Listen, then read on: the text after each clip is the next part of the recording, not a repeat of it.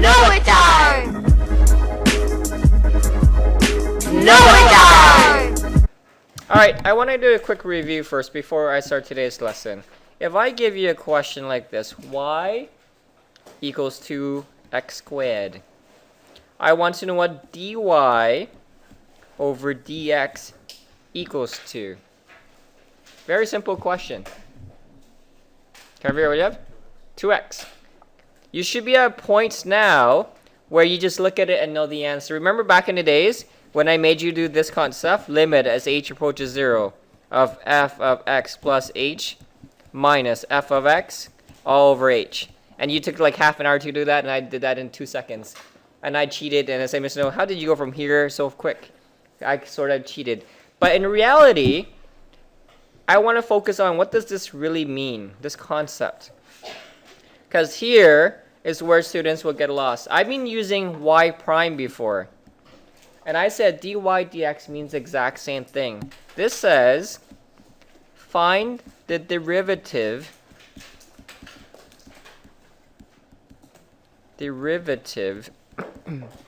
of y with respect to x.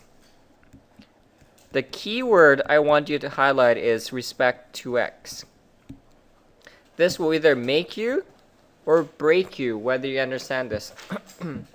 In reality, what really happens is this. Y equals to x squared. The true derivative of that really is this. Dy over dx equals to 2x times the derivative of x, which in this case is 1. Because x prime really equals to 1. Because the derivative of x is 1. And that's why this is 2x. But a lot of people don't write the x prime down. Why? Because they know that's with respect to x. The problem comes about if I give you something like this. X plus y equals to 7. In this question, what is the difference between this question versus every other question I've been giving you? Paulo, I haven't asked you for a while. What's the difference? Sorry? There's an x in front. In every question I've been giving you so far, I said y equals to something. Y equals to this, y equals to that. Problem with this question now is y is not by itself. Go ahead, solve it. I'm going to pause it. A lot of people, what they did is they did this, say, hey, this is easy, Mr. I'm just going to get y by itself. That gives you 7 minus x, which means dy over dx equals to negative 1. That's correct. What if I give you something that you can't solve for y? See, this is easy. Why? Because I can solve for y. I can give you another question. X squared plus y squared equals to 7. Simon said, Mr. No, I can still solve for y. Go ahead and solve this one. Go. So, when I walked around, I asked around 10 of you. 10 of you have 10 different answers. Problem is, which is the right answer? Here's what a lot of you did. A lot of you say, so what I'm going to do is I'm going to isolate for y. Because that's what I've been taught to do in grade 12, 11, and so on. You did 7 minus x squared, and then you go y equals to square root 7 minus x squared, and then you take the derivative of that. Problem with this technique is wrong. Okay? I'm going to show you where the flaw in this technique is.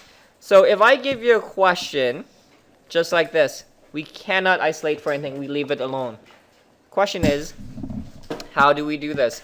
I'm going to write down the key. The key is understanding dy over dx. I'm going to take the derivative of everything the way it is. Just leave it the way it is, and let's do this together. So this is a polynomial. So I can just take the derivative of each piece slowly. The derivative, Hervine, what's the derivative of x squared? 2x, so let's write down 2x. I just proved that to you many, many times before. The issue lies in this one. What is the derivative of y squared?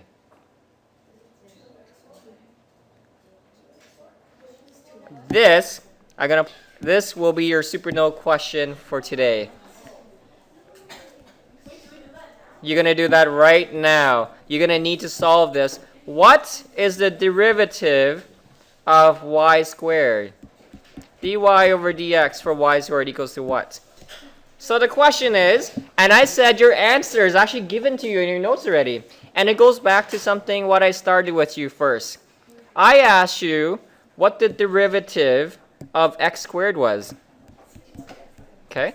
The derivative of x squared allow you to say, so that's easy. That's 2x. But I said there's a catch. In the reality, the true derivative of x squared was 2x times x prime. The reason why this becomes a 1 is because the derivative of x is really 1. So the derivative of y squared is, we're going to apply the power rule, which is 2y times y prime. So only one row. Got it right. Manat, send one person from your row. Andale. Okay. Now, some may say, Mr. No, isn't y prime just 1? The answer is no. Because here's a key. This is called with respect to x. Meaning only the x changes, everything else is known as prime. We don't know what the y is. Y could be a number. Y could be a bunch of equations. We'll just call that y prime. So the derivative of y squared really is 2y times y prime equals to 0. So my equation now becomes 2x plus 2y y prime equals to 0. Hi. Y is anything. Y could be a variable, it could be constant. We don't know what y is yet. So we'll call this just y prime for now.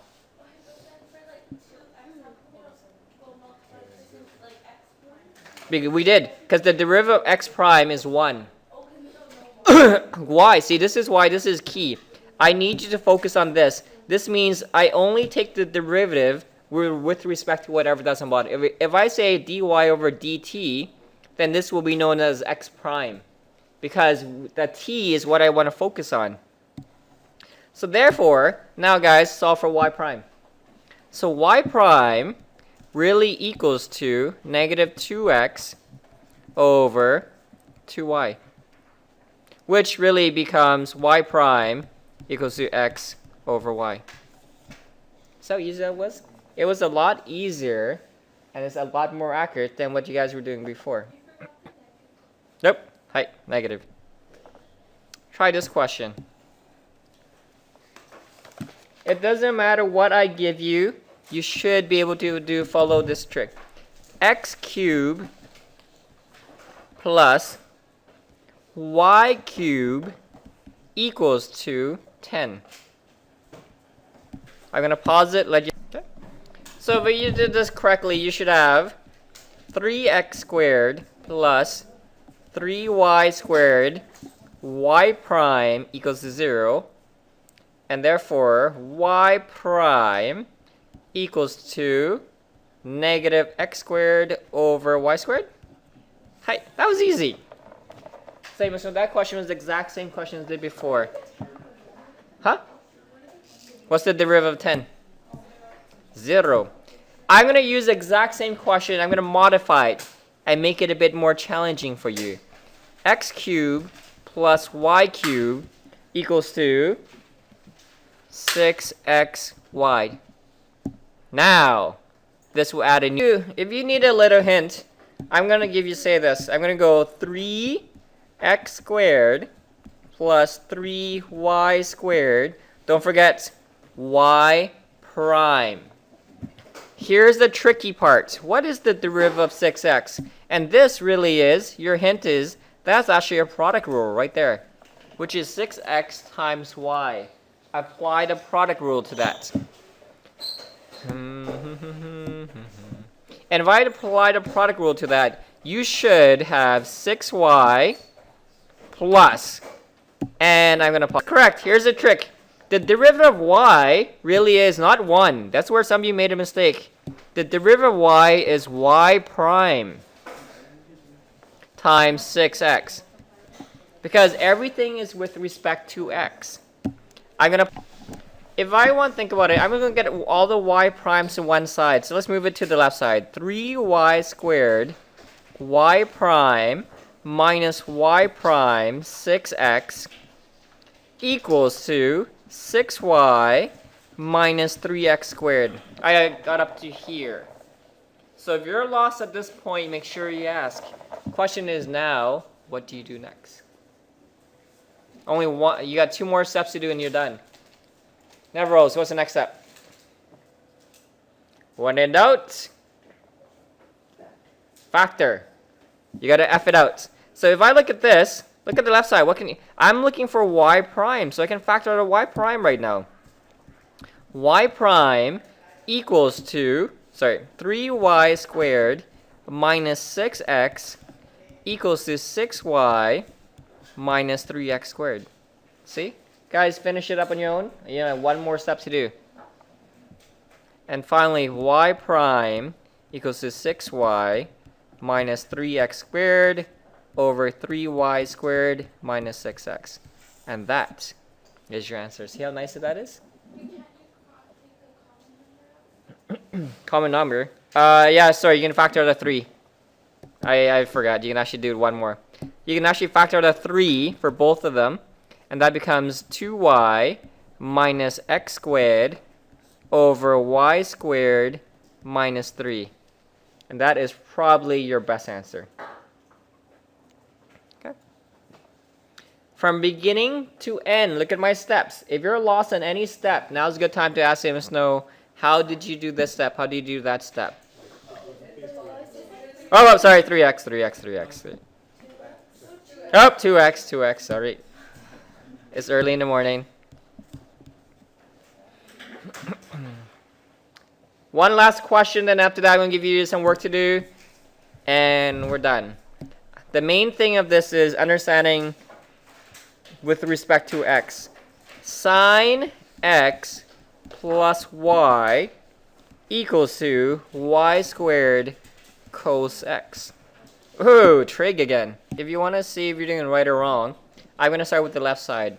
The derivative of the left side, you should have cos x plus y times, because this is a chain rule. Sylvia, times what?